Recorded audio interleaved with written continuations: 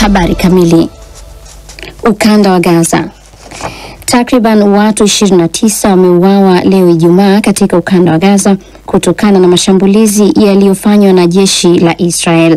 Takwimu hizo ni kulingana na idara ya ulinzi wa raia ya Gaza. Watu hawa wameuawa katika mashambulizi tofauti yakiwemo yaliyolenga maeneo ya Bureij katikati mwa Gaza, Betlahia na sehemu nyingine za ukanda huo. Hayo yanajiri wakati shirika la kimataifa la Msalaba Mwekundu likionya kuwa huduma za kiutu katika ukanda huo zinaelekea kuporomoka kabisa baada ya Israel kuzuia misaada kuingia kwenye eneo hilo lililoathiriwa na vita. Shirika hilo limesema bila misaada kuanza kuingizwa haraka Gaza, litashindwa kupata chakula, dawa na vifaa vingine vya kuokoa maisha vinavyohitajika ili kuendeleza shughuli zake. Berlin. Chama kinachofuata siasa kali za mrengo wa kulia nchini Ujerumani AfD kimeikosoa hatua ya shirika la ujasusi wa ndani la Ujerumani BFV ya kukiorodhesha kama taasisi yenye itikadi kali. Chama hicho kimesema hatua hiyo ni pigo kubwa kwa demokrasia na kimeapa kuupinga uamuzi huo mahakamani. Taarifa ya pamoja ya viongozi wa chama hicho Alice Weidel na Tino Schupala imeeleza kuwa uamuzi huo umechochewa na sababu za kisiasa. Kwa upande wake, waziri wa mambo ya ndani wa Ujerumani Nancy Faeser ameunga mkono hatua hiyo na kusema kuwa tathmini mpya ya ofisi ya kulinda katiba iko wazi na si ya kutiliwa shaka. AfD itaainishwa kama taasisi ya itikadi kali kwa sababu wamekuwa wakionyesha tabia zinazokinzana na demokrasia. Chama cha AfD kinawakilisha dhana ya utaifa inayobagua makundi yote ya watu. Inawachukulia wananchi wenye historia ya uhamiaji kwa Wajerumani wa daraja la pili. Itakumbukwa kuwa tayari tawi la vijana la chama cha AfD lilishaorodheshwa kuwa kundi linalofuata itikadi kali kipindi cha nyuma. Muzaffarabad. Uongozi wa jimbo la Kashmir umewataka wakazi wake mpakani na India kuhifadhi kiasi kingi cha chakula wakati mivutano ikizidi kupamba moto kati ya India na Pakistan. Waziri mkuu wa upande wa Kashmir unaotawaliwa na Pakistan, Chandri Anwar ul Haq, amesema wametoa maelekezo kwa watu kuhifadhi chakula cha miezi miwili katika maeneo 13. Amesema serikali pia imeunda mfuko wa dharura wa takriban dola milioni 3.5 ili kuhakikisha upatikanaji wa chakula, dawa na mahitaji muhimu. India inailaumu Pakistan kwa kuhusika na shambulio dhidi ya raia katika eneo la watalii upande wa Kashmir ulio chini ya India. Pakistan hata hivyo inayakanusha madai hayo. Geneva. Umoja wa Mataifa unafikiria kufanya mabadiliko makubwa ambayo huenda yakaziunganisha idara kubwa na mgawanyo wa rasilimali zake kote duniani. Hayo ni kulingana na waraka maalumu wa ndani ya shirika hilo ulioandaliwa na maafisa wa ngazi ya juu waliopewa jukumu la kulifanyia mageuzi.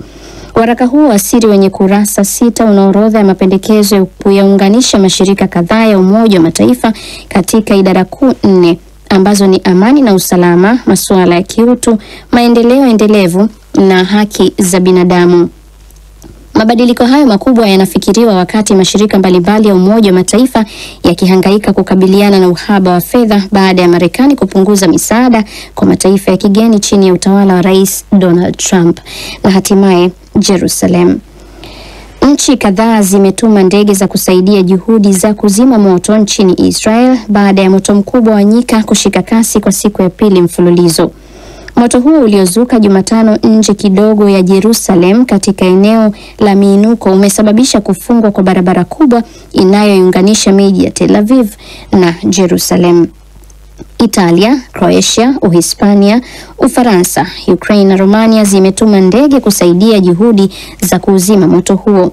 Msemaji wa mamlaka ya huduma za kuzima moto na uokoaji wa Israel, Tal Volvovich, amesema moto huo uliochochewa na joto kali na ukame pamoja na upepo mkali umeteketeza takriban hekari 5,000. Na msikilizaji, huo ndio mwisho wa taarifa ya habari kutoka idhaa ya Kiswahili ya DW hapa mjini Bonn. DW Dunia Yetu Leo Jioni. Asante sana Angela Mdungu kwa kutuarifu yale yanayojiri ulimwenguni. Nikutakie Ijumaa njema na jioni njema. Na msikilizaji na mtazamaji, endelea kusalia na DW. Miongoni mwa ripoti tulizokuandalia jioni hii, waasi wa Kihuthi wanaoungwa mkono wa Palestina wamefyatua makombora kadhaa kuelekea Israeli. Vile vile shirika la ujasusi nchini Ujerumani limekitangaza chama cha mrengo mkali wa kulia AfD kama kundi la itikadi kali. Je, katika mazingira haya kuna uwezekano wa chama hiki kufutwa au kupoteza ushawishi wake wa kisiasa? Inawezekana, kwa sababu kukifuatilia manake ni wanatafuta vigezo zaidi kusababisha kwamba baadaye kama viongozi wake wakiendelea na kauli hizi za kupinga uhamiaji, matokeo zaidi na zaidi, inawezekano kwamba chama hiki kikafutwa. Na wakati ulimwengu ukijiandaa kuadhimisha siku ya uhuru wa vyombo vya habari duniani Mei 3, vyombo vya habari pamoja na waandishi wake nchini Tanzania vinakosolewa kwa madai ya kile kinachofahamika kama uchawa. Kwa haya na mengine mengi, msikilizaji na mtazamaji, salia nasi. Tuko mubashara kupitia chaneli yetu ya YouTube, vile vile katika ukurasa wetu wa Facebook, tafuta DW Kiswahili, na usisite basi kutuachia maoni yako kuhusiana na taarifa na ripoti unazozisikia. Moja kwa moja katika safu ya uchambuzi, wakati mashambulizi ya Israeli yakisababisha vifo vya watu 20 huko Gaza, waasi wa Kihuthi wanaounga mkono wa Palestina katika vita hivyo wamefyatua makombora kadhaa kuelekea Israeli. Wakati huo Lebanon imeonya kundi la Hamas kutotumia ardhi yake kuishambulia Israel. Mengi zaidi na Bakari Ubena. Kulingana na afisa wa shirika la ulinzi wa raia la Gaza Mohamed Al-Mukhair, mashambulizi ya Israel leo Ijumaa yamesababisha vifo vya takriban watu 20, ikiwa ni pamoja na 9 waliouawa katika kambi ya wakimbizi wa ndani ya Bureij. Wizara ya afya huko Gaza inayodhibitiwa na Hamas imesema tangu Israel ilipoanzisha wimbi jipya la mashambulizi mnamo Machi 18, karibu watu 2326 wameuawa, na hivyo kupelekea idadi jumla ya vifo tangu kuanza kwa vita hivyo kufikia watu 52,418. Mashirika ya misaada yametoa wito wa kuchukuliwa kwa hatua za haraka za kibinadamu katika ukanda wa Gaza, yakisema kuwa hatua za Israel za kuzuia misaada na huduma muhimu zinasababisha hali kuwa mbaya kwa mamilioni ya Wapalestina. Msemaji wa ofisi ya Umoja wa Mataifa inayohusika na misaada ya dharura huko Gaza, Olga Cherevko, amesema hali ni mbaya hadi watoto wa Gaza hulazimika kutafuta mabaki ya chakula kwenye milima ya taka, huku baadhi ya watu wakilazimika kuvamia misafara inayodhaniwa kusheheni misaada ya kiutu. Aidha, Bi Cherevko ameitolea wito jumuiya ya kimataifa kuchukua hatua. Leo hii jumuiya ya kimataifa ina chaguo la kuendelea kutazama picha za huzuni za Gaza iliyozingirwa na kukabiliwa na njaa, au kujumuisha ujasiri na maadili muhimu ili kufanya maamuzi ambayo yatasitisha mzingiro huu wa kinyama.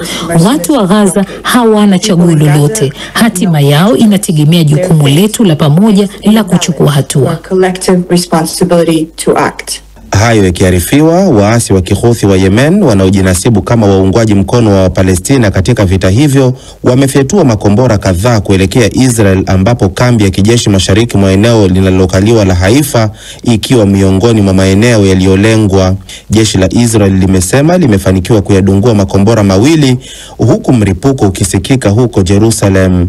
Katika hatua nyingine, serikali ya Lebanon imeionya Hamas kutohatarisha usalama wa taifa hilo kwa kutumia ardhi yake kufanya mashambulizi dhidi ya Israel, na kulitaka kundi hilo kuacha mara moja vitendo hivyo.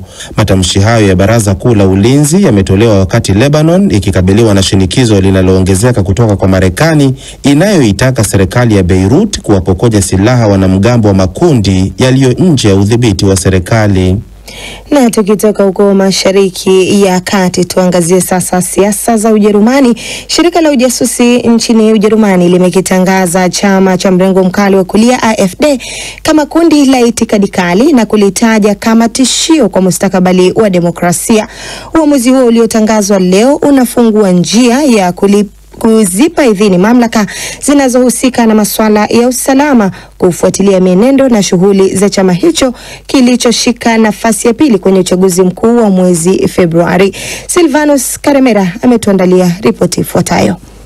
Taarifa iliyotolewa na shirika hilo la ujasusi wa ndani BFV imesema chama cha AfD kinaendekeza ubaguzi wa kimtazamo kwa watu wa Ujerumani na kuyabagua baadhi ya makundi katika jamii, swala ambalo linakiuka misingi na sheria zilizoainishwa katika katiba ya Ujerumani. BFV ndio taasisi iliyopewa jukumu la kulinda misingi ya katiba nchini Ujerumani, ambayo miongoni mwa majukumu yake ni kuchunguza na kukusanya taarifa za viashiria vya kuvunjwa kwa misingi hiyo ndani ya nchi. Waziri wa mambo ya ndani Nancy Faeser amesema chama hicho kimekuwa na tabia ya kuwatazama wananchi wa taifa zima la Ujerumani katika kioo cha asili na historia zao na kuwaona wengine kama watu wa tabaka la pili. Waziri huyo anayemaliza muda wake baadaye mwezi huu ameongeza, na hapa namnukuu, chama cha AfD kinawakilisha itikadi na mawazo ya kikabila na ubaguzi wa makundi ya watu na wananchi kwa ujumla kwa misingi ya kule walikotoka na kuwaona kama watu wa tabaka la chini, mwisho wa kumnukuu. Faeser amesema kuwa ubaguzi wa chama hicho umekuwa ukishuhudiwa kupitia kauli zao za kibaguzi ambazo zimekuwa zikiwalenga zaidi wahamiaji na hasa Waislamu. Wakizungumzia uamuzi huo wa kutangazwa kwa chama cha itikadi kali, viongozi wenza wa AfD wamesema kwamba watachukua hatua za kisheria, wakidai kuwa uamuzi huo ni pigo kubwa kwa demokrasia ya Ujerumani. Kwenye taarifa yao ya pamoja, Alice Weidel na Tino Kupala wamesema, na hapa na wanukuu, chama hiki kitaendelea kujitetea kisheria dhidi ya kauli hizi za uchochezi zinazohatarisha demokrasia, mwisho wa kunukuu. Kwa miaka hivi karibuni chama cha AfD kimekuwa kama kichocheo katika mizozo na mabishano hapa na pale, na wanachama wake wamekuwa wakibeza na kupuuzia athari kubwa zilizosababishwa na utawala wa Nazi na kuendelea kumpongeza rais wa Urusi Vladimir Putin na sera zake. Mapema mwaka huu bilionea wa Marekani na ambaye mwenyewe ni mfuasi wa siasa kali za mrengo wa kulia Elon Musk alisikika akikipongeza chama hicho, akitaja kama chama pekee kinachoweza kuinusuru Ujerumani kwa wakati huu. Katika uchaguzi wa bunge uliofanyika mwezi Februari mwaka huu, chama hicho kilijinyakulia nafasi ya pili kwa kupata 21%, kikitanguliwa tu na muungano wa vyama ndugu vya CDU-CSU uliongozwa na kansela mtarajiwa Friedrich Merz uliopata 28.5% ya kura. Na asante sana Silvanos Karemera kwa ripoti hiyo. Lakini tukisalia katika taarifa hiyo ya shirika la ujasusi wa ndani la Ujerumani kuiainisha ama kukiainisha chama cha mrengo mkali wa kulia AfD kama kundi la itikadi kali na tishio kwa mustakabali wa demokrasia nchini humo, nimezungumza na mchambuzi wa siasa za Ujerumani Dr. Harrison Mwilima, na alianza tu kwanza kwa kutoa tafsiri yake kuhusu uamuzi huu wa mamlaka za ujasusi dhidi ya chama cha AfD. Katika maamuzi haya inamaanisha kwamba chama hiki kimeonekana kwamba chama ambacho viongozi wake wamekuwa wakitoa kauli zenye kupinga wageni, zenye kupinga uhamiaji na kupinga Uislamu, na katika kauli hizo inamaanisha kwamba sheria, yani demokrasia, inavunjwa kwa sababu ni kauli ambazo zinaenda kinyume na katiba ya Ujerumani. Chama hicho sasa kitachunguzwa na taasisi ya kijasusi ya Ujerumani, kwa maana hiyo kwamba wataweza kufuatilia mawasiliano yao, kusikiliza mawasiliano yao na pia kupandikiza mashushushu katika vikao vyao mbalimbali ili kuweza kupata zaidi, kuweza kujua zaidi kama chama hiki kinafuata siasa hizo kali za mrengo wa kulia. Chama chenyewe kimeutaja uamuzi huu kama pigo kwa demokrasia. Kwa upande wao ama kimtazamo wao, wanahisi kwamba demokrasia inakiuka. Kwa namna moja au nyingine unaweza ukaelewa kwa nini wamesema hivyo, kwa sababu ni chama ambacho kilishika nafasi ya pili katika uchaguzi uliopita. Kwa hiyo wanavyosema kwamba ni pigo kwa demokrasia, inamaanisha kwamba wanawapiga kura wengi ambao hawatendewi haki. Bwana Harrison, uamuzi huu labda unaweza kuathiri vipi nafasi ya chama cha AfD katika siasa za kitaifa na mitazamo ya wapiga kura kama ulivyotaja hapo, kwa wingi ikilinganishwa na chama ambacho sasa hivi kiko madarakani? Kuna uwezekano kwamba kikapata umaarufu zaidi kwa sababu wapiga kura wake wakakionea huruma. Tukumbuke kwamba hii si mara ya kwanza chama hiki kuorodheshwa kama chama kinachofuata mrengo mkali wa kulia. Tutakumbuka kwamba katika miaka iliyopita hiki chama cha AfD cha jimbo la Thuringia mashariki mwa Ujerumani kiliorodheshwa pia kama ni chama ambacho kifuati demokrasia na chenye kinachofuata siasa kali za mrengo wa kulia. Na tokea kipindi kile chama hiki kimeorodheshwa, tumeona kwamba wapiga kura wake wanaongezeka.